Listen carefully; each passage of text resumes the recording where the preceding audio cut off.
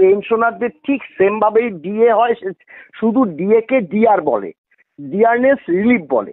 এবার পেনশনের ক্ষেত্রে চাকরি করতে করতে সে যখন রিটায়ার হয়ে গেল, যা বেসিক থাকে তার অর্ধেক হয়ে যায়। স্বাভাবিকভাবে একজন ইন সার্ভিসের যদি আপনার 40,000 টাকা বা 50,000 টাকা বেসিক হয়, তার উপর যে ডিএটা সে পেল না, ঠিক সেম জিনিস সে যদি সে রিটার্ন করতো তাহলে 20,000 টাকা হতো।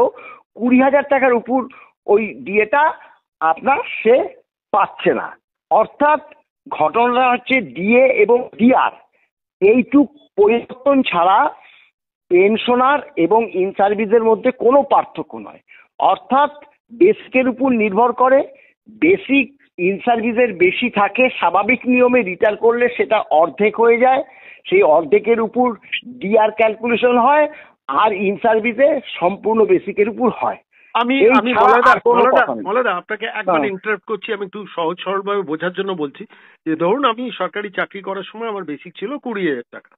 এবার যখন রিটায়ার করলাম তখন আমার ওই বেসিকটা নেমে দাঁড়াবে 50%, অর্থাৎ 10,000 টাকা, তাই তো? একদম একদম। এই 10,000 টাকার উপর বকেয়া ডিএ ক্যালকুলেশনটা হবে একদম একদম জবে থেকে, মানে 2009 থেকে 2019-এর মধ্যে। ধরুন আমি 2015 সালে রিটায়ার করেছি, 2009 থেকে 2014 পর্যন্ত আমার যে বেসিক ছিল 20,000 টাকা, সাপোজ সেই 20,000 টাকার উপর হিসেব হবে। আর এই এই এই 2015 থেকে 2019 পর্যন্ত এই রিটায়ারমেন্টের সময় যে পেনশন 10,000 টাকা বেসিক নেমে পেনশনে 10,000 টাকায় নেমে দাঁড়িয়েছে, তখন সেই 10,000 টাকার উপর বকেয়া ডিএটার হিসেবটা হবে। এইভাবেই তো হবে।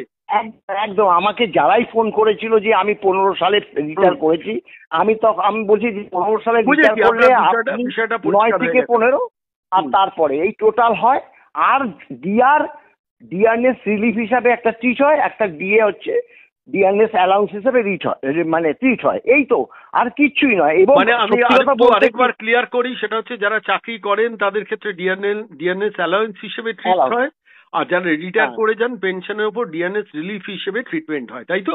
হ্যাঁ, যারা চাকরি করে তাদের একটু মানে তারা তখন এইচারে একটা আছে যেটা 12% পায়, সেটা যোগ হয় তাদের। এছাড়া তাদের বছর বছর 3% ইনক্রিমেন্ট হয়, অর্থাৎ আপনার বেতন বৃদ্ধি হয়। কিন্তু এই যে পেনশনারদের তো মানে পেনশনটা তো একদম ফিক্স থাকে, তাদের সেইভাবে ক্যালকুলেশন হবে, অর্থাৎ প্লাস মাইনাস কিছু হবে না। কিন্তু ওই যারা ইনসাইড